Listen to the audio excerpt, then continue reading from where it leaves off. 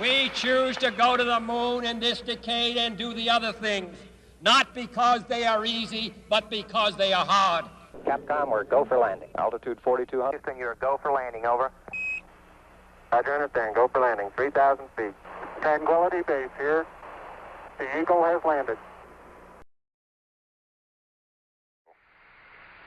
99, proceeded, 3, 2, 1, ignition.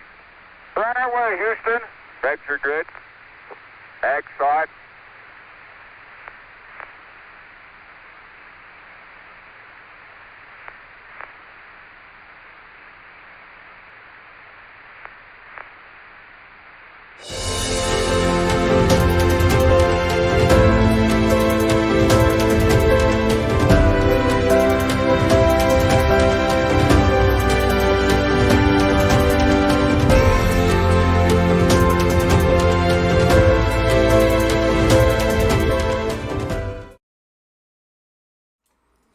All right, welcome back. So that was just a little preview of the Artemis mission itself and a little history of our trips to the moon. So if you don't already know, the Artemis launch for today has been scrubbed. It's the big headlines right now. There was a leak, another leak in that liquid hydrogen tank that we saw last Tuesday, and the launch itself has been scrubbed for now. They're going to take another look at it. The engineers are looking through it and all that good stuff. And then hopefully they will be able to reschedule sometime in October. I think there's 2 windows to launch in October. The Earth and Moon have to be aligned in just the right way so that we can actually launch these. Can't just launch them every day. So hopefully they'll be able to fix that up. It really depends on whether or not they need to bring the rocket all the way back to the build station to fix it, or if they can fix it right on the pad. But there are a couple of things that I did want to go over. I was going to do some pre-rocket launch briefing stuff anyway, talk a little bit about the mission, and hopefully answer some questions as those come popping in. So we will see if people have questions, happy to get to them. But I do want to go over a couple of the things that the mission was going to, the point of the mission, what the mission is intended to do, why we're going to the moon, and all that good stuff. So I got a couple of things to kind of help me out as we go through here. And the first one that I want to take a look at is the mission directive itself. So this is the mission map. This is all available through nasa.gov, and you can go to the Artemis program on there and find all this stuff for yourself because there is a wealth of information on there. But the main purpose of this mission, the mission that was supposed to blast off today, again, that Artemis 1, the first of the Artemis program, is to test the new Space Launch System rocket, which is the brand new rocket that NASA and pretty much every state in the country and many of the other space agencies around the world have been working together to build to get humans back to the moon. As you saw in that video earlier, humans have not stepped foot on the moon since 1972 when the United States originally left there. So we are looking to enable ourselves to get back there. So here's just a quick map of it. The rocket would have blasted off from Florida right here, Cape Canaveral, orbited the Earth a couple of times. We'll talk all through the rocket parts in just a minute, but the parts would have, basically the rocket would have come apart, leaving just the Orion spacecraft and a few of the other things that are actually going to go to the moon attached to it. It would have come out, orbited the moon a few times, and then returned to Earth. One of the big parts of this mission is the Orion spacecraft that will eventually have people on board, is that can re-enter and land back safely on Earth in the Pacific Ocean, where it will be recovered by Navy ships that have been training for just such an operation. So again, this mission is a big test of all these systems. There are no people on it. It is just to make sure that everything works and everything flies correctly so that we can start putting people on board these missions and land them on the moon. So the next obvious question is, why would we waste our time going to the moon? We've been there before, collected some rocks, but didn't make a whole lot of other discoveries. And since then, we've kind of just put it in the background of NASA's mind. The moon is not our final destination in this trip. The moon is simply our first step to becoming an interstellar species and landing and living on other worldly bodies. So the Artemis program is the first of many programs that will hopefully develop a lunar colony, a colony of people living and working on the moon, and then a gateway space system that will be orbiting the moon that shuttles or rockets from Earth can link up with, basically use the moon as a gas station and blast us deeper into space. The end goal for right now, and again, it's one of just the first steps, but our big goal for right now of all these programs is to eventually get humans to Mars. We've landed a rover on Mars. We can get there. We can't get people there. It's too heavy, too far, and our systems are not tested to carry people there. So this is just one of the many steps on our way to landing and hopefully staying on the Martian surface. So that is why this program, among many of the other programs being developed, are such a big deal. So on board this ship, like I said before, there are no human beings, but there are a couple of passengers. These are the passengers. Oops. Yeah. All right. We'll use this picture. These are the passengers right here. So you can see there are a couple of mock-up mannequins. This mannequin wearing this big thick vest, and then this mannequin without the vest. One of the main things that this mission will be testing is whether or not humans can survive both the rocket launch and the trip to the moon. We don't spend a lot of time outside of Earth's atmosphere, or excuse me, Earth's magnetosphere.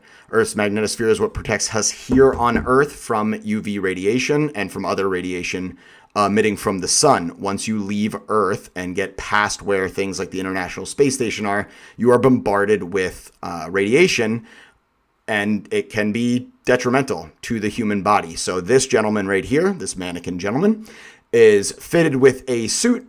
It's got all kinds of radiation protection and stuff on it, and then the mannequin itself is fitted with sensors that will detect exactly how much radiation they take, and then scientists and engineers can look at that and decide whether or not what kinds of suits humans will need to eventually get into space.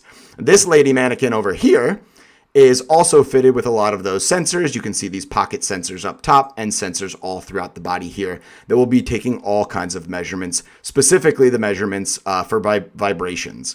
When a rocket blasts off, it's an extremely violent process. It's basically a controlled explosion in one direction, and it can be so destructive that it can actually rip the spacecraft apart. Not good for anything on board, especially human beings.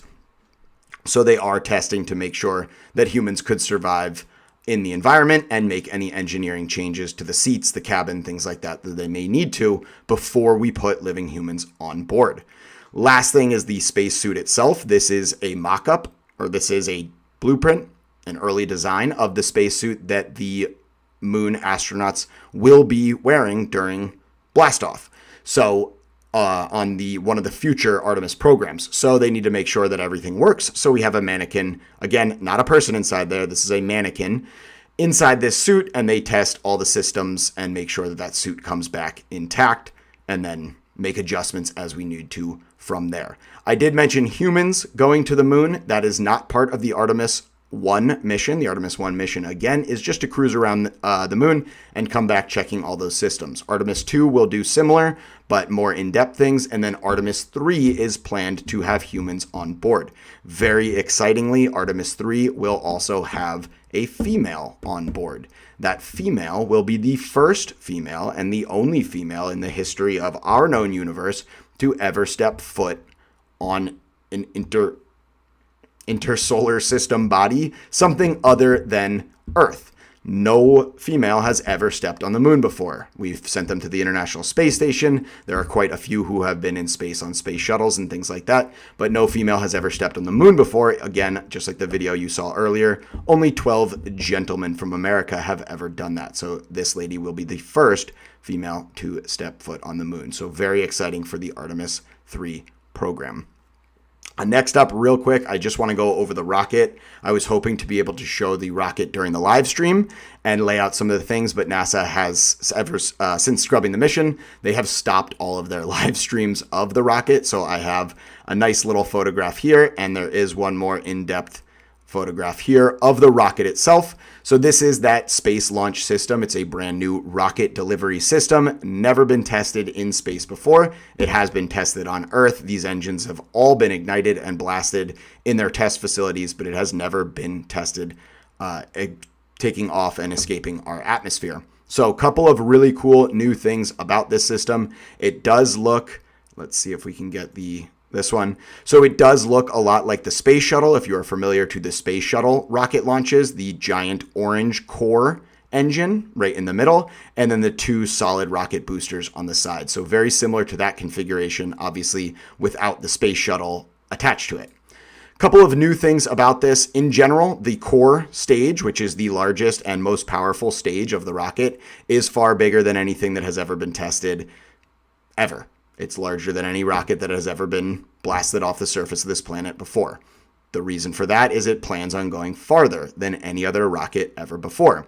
The 2 white boosters on the side are the solid rocket boosters. Those are the initial boosters. Those will take it up and start moving it outside of our atmosphere. Those are the initial burn rockets. And then those will separate and fall off. The core stage right here, that center stage, is actually going to provide most of the energy that the rocket needs, which will be getting it into orbit around the Earth and giving it the energy it will need to eventually move to Mars. After about an 8-minute burn of that engine, that core rocket will also fall off, leaving nothing but this top part here. This is the Orion space capsule, the crew module, where the crew, or those mannequins, will be for now. And then there's a few other things. This is a secondary, it's called the interim cryogenic propulsion stage, and that is what will eventually blast them in the direction of the moon, and then that will fall off, and then they will cruise over to the moon with just these 2 last stages here.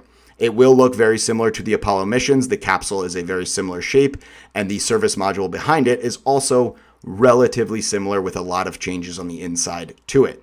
The last thing that makes this monster a whopping 322 feet is the brand new Space Launch System launch abort system. It is the first manned rocket ever to have a launch abort system. And essentially what that will do is, if anything goes wrong during the rocket launch before it gets into the atmosphere, and this crew module needs to get away from a rocket that is propelling it at 17,000 miles an hour, these little boosters on this top stage here will blast and take the crew module with it, sending the rocket off on its own trajectory and hopefully bringing our crew module a far enough distance away that it can be safely returned to the surface of the Earth. NASA has had several mishaps during launches where rockets have not done what was intended. They have unfortunately lost lives in this process and are aiming to reduce that at all possible costs. And this new launch abort system is the latest thing that is working to keep our astronauts as safe as possible on their mission to the moon and then Mars and beyond that. I'm going to jump over here. It seems, I'm not sure if the chat is functional, but I'm not seeing anything in the chat over there. So I'm going to hold off on that.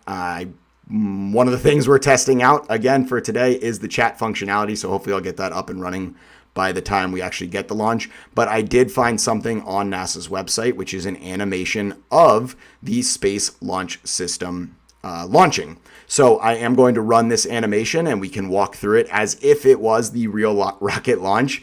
Obviously, it is an animation, it's a computer graphic, but a lot of the things that we're going to see here are what we're hoping to see if the rocket were to launch, and we'll hopefully see if the rocket launches in October. So this is an animation, there is no audio to it. So if you can't hear anything, that's the reason, it's just an animation.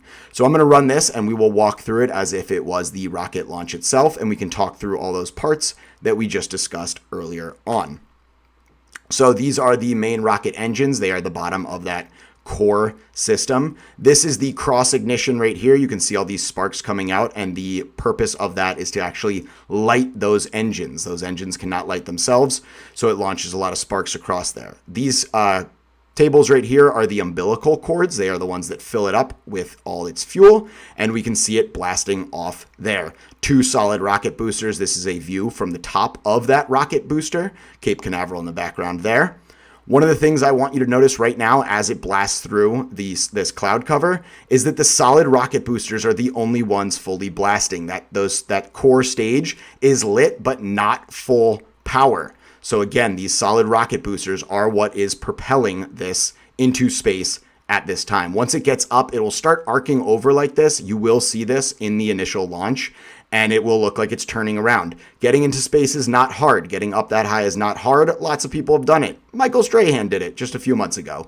It's not that difficult to get high enough to consider yourself in space. The difficult thing is getting into orbit. That is where a lot of this energy comes from. So you can see there the solid rocket boosters on both sides peeling away, and this core stage igniting now in full blast. There goes the abort system off the top, and our core stage is blasting it again into orbit. Getting into orbit is a lot more horizontal energy than vertical energy. Getting up is easy. It's getting into orbit that's the most difficult part. The core stage burns for about 8 minutes and then will fall away, and now we can now see the Orion capsule on top. That I'm going to mess this one up. I even wrote it down. The inner cryogenic propulsion stage right here, and then our crew would be in here, and then this is the service module.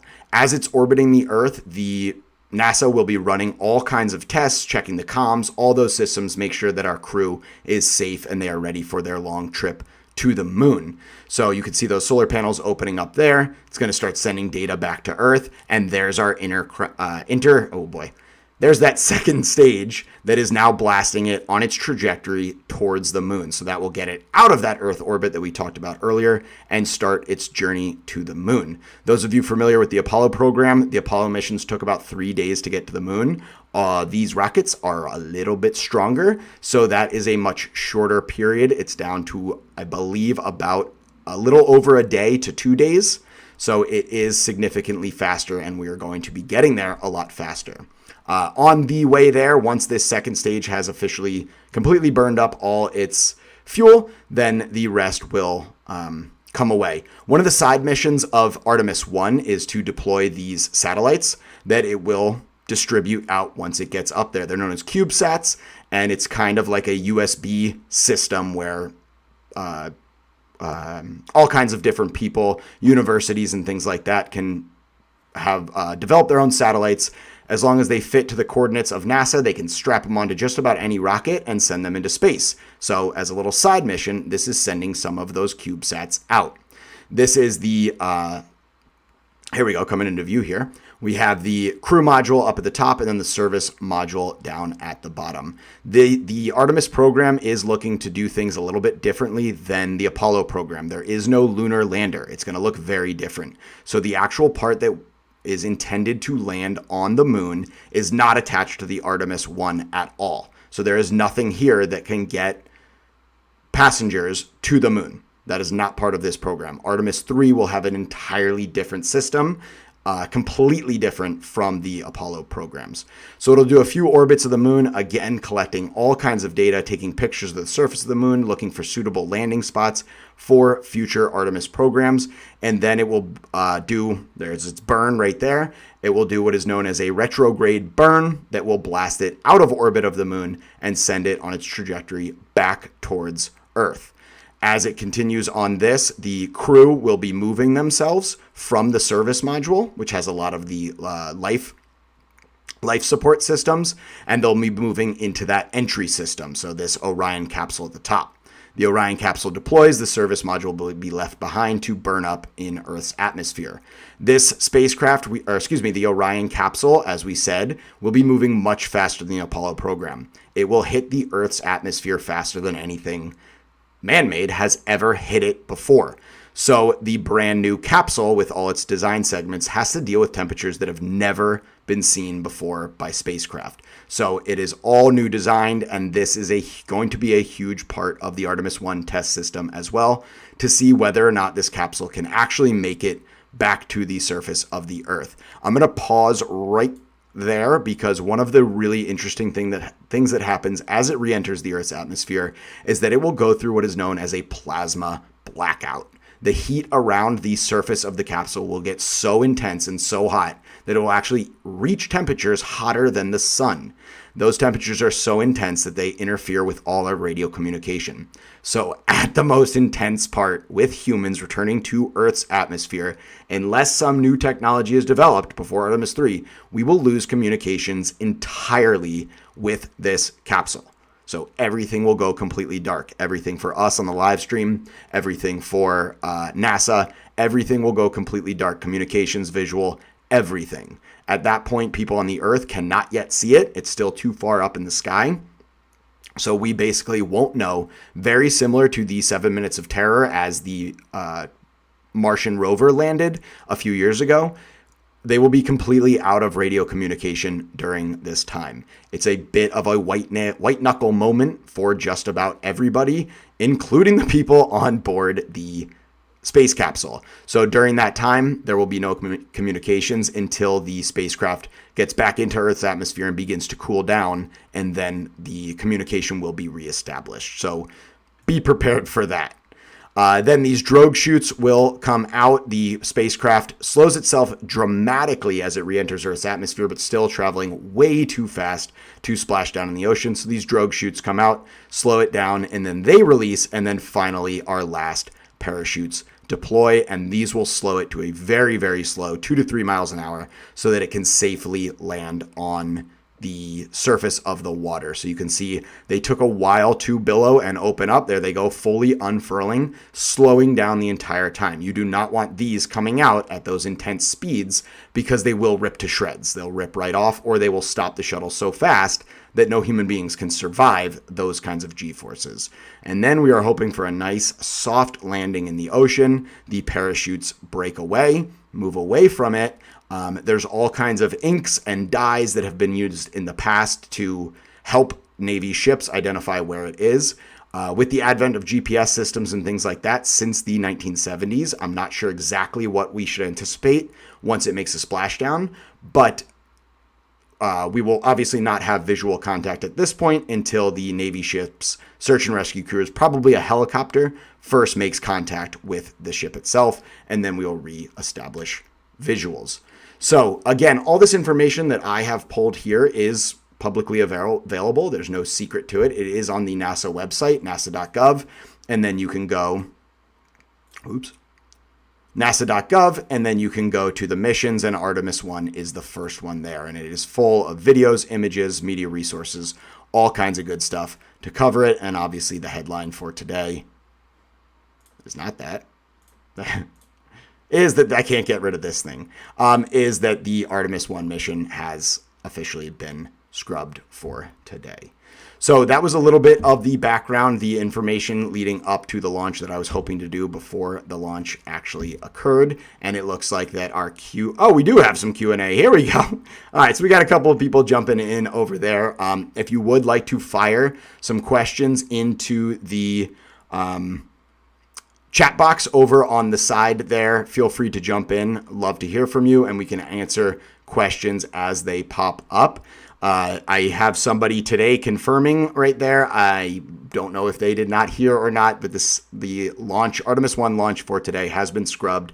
Again, that hydrogen leak, it will not be launching. So it will not be launching today. There is no live feed. I may be able to find a live feed from someone other than NASA that is still showing the pad itself with the rocket on it, and we can actually see it. Or I can grab the, it looks like we do still have some, so they're still running scrub operations. I'm going to mute this because I'm not sure who's on this one. But here it is on the pad right here. It was, let's see if we can go back to when they started venting that hydrogen, or the hydrogen started spilling out. It looks like this one was not started. There we go. So if we look at the very beginning, nope, that's just a cloud in the background. So there was a leak in the upper portion of the Space Launch System, that core stage right here. It'd actually be part of the secondary stage, but the core stage right here had a hydrogen leak. Hydrogen is the fuel that this thing is using to get into space. So it is not safe at all to launch this thing with a leak of our fuel system. So they did scrub it. They'll be draining, they will be draining all the fuel out of the rockets, and then engineers will go in and assess it and decide whether or not they can fix the problem, refill it, and launch it again soon, or take the entire system back to the building where it was constructed and have to maybe kind of pull it down and look back at it there. All right, so still not seeing any questions down there, so I got no questions to cover right now. I did want to walk, where did that live stream go? Here we go. I did want to walk through what the what we should expect on the launch pad, and the NASA didn't have their live streams open earlier. So we can take a quick look right now. Some of the things that you see here and will see as this begins. We have these big poles here that have always bothered me, why there are big random poles around the Space Launch System itself. There we go.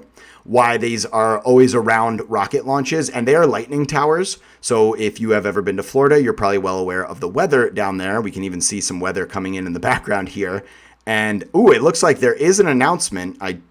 This is not verified. It's coming from whoever's live stream this is, that the next launch window may be September 5th. So just a few days away. It's 2 days away. What is that, Sunday?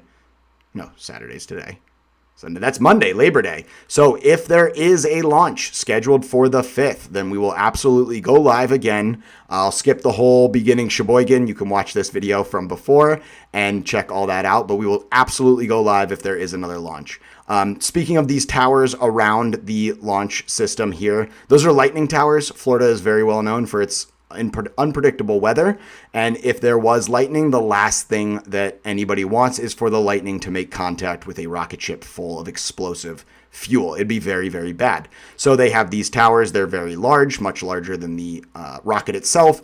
Lightning tends to go to the tallest structure, and I'm sure there are all kinds of technologies on board there, basically acting like a magnet to lightning. One of the other things that you will see, and it may be over on the right side right here, just out of frame, is a giant water tower. When the rocket blasts off, you saw the heat from the engines. It gets incredibly hot. So hot that it would pretty much destroy anything underneath it, whether it was concrete, steel, it doesn't matter. It would burn right through it and it would destroy it. So there's a giant water tank that just before the rocket launches will begin dumping, I believe it's around 250,000 gallons of water, or maybe it's 250,000 gallons of water a minute. It's a lot of water, and it will begin dumping that water all over underneath here so that everything underneath is protected basically by a layer of water. As it blasts off, a lot of that water is evaporated by the extreme heat, but it does protect the concrete and steel structure underneath. So you'll always see a water tower near these, near these rocket launches. That is just about everything that I have for today. It looks like we have some people who are going to be removed here. It looks like we got a couple of questions here. It looks like we have a bunch of people asking when the launch is going to happen. And unfortunately, as I mentioned earlier, the launch is scrubbed for today. So the launch will not be happening today. I just saw, we can check NASA's website to see if they updated it. It looks like the only thing that they have here is that there will be a press conference at 4 o'clock today, most likely deciding on when they think they can get on there. But there is no guarantee. There's the water tower I was talking about earlier as well. There's no guarantees, so we will be crossing our fingers, hopefully, for a speedy launch within this launch window that we are currently in. If we miss this launch window, we'll have to wait until, I believe, the next launch window is mid-October. Check over here. We have some Spanish. A qué hora es el I'm guessing a little bit with the Spanish. I believe that means what hour is the launch. So the launch is unfortunately delayed for today. So it will not be happening today. The counter is no longer there. There was a counter earlier this morning. The counter stopped, I believe, at just after T-minus 4 hours, which was when the hydrogen tank began to leak. What was the reason for the scrub? Great question. So I do want to try, I believe NASA should have, let's try and see if we can find the actual leak itself. NASA's feed from earlier may no longer be live, but it should still be on here. It's going to be a few hours long because they did start it. I closed out of it thinking I wouldn't need it, and now I'm looking for it. Let's see if we can go back. Here we go. Perfect. That was actually a perfect. So right here, this was the, here we go. Perfect. T-minus just under 4 hours.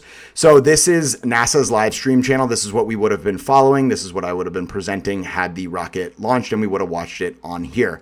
This is the loading stage. So this is the filling stage. They are filling all of these boosters, and you can see right here in the side of this, the top of the core rocket, which is where the hydrogen is stored, right in this tank. Excuse me, it's oxygen, liquid oxygen. I believe it's hydrogen that leaked, but it looked like the leak was a little bit higher up. So I will double check my information on that.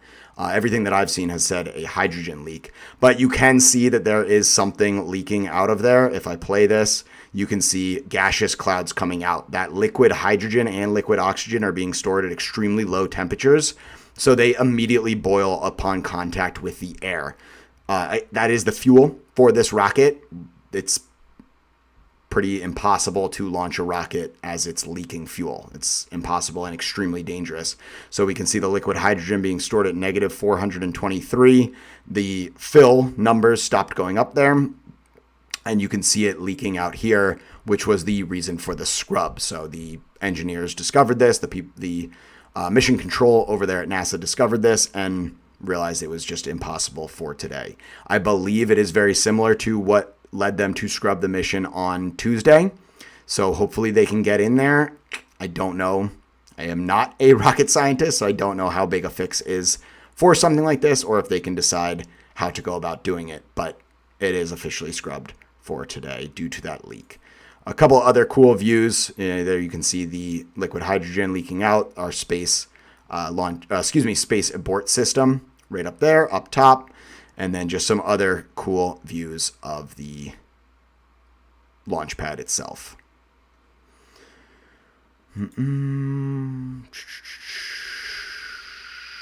All right, it looks like we have come to the end of this stream. There's not a whole lot else to say about this for today, unfortunately.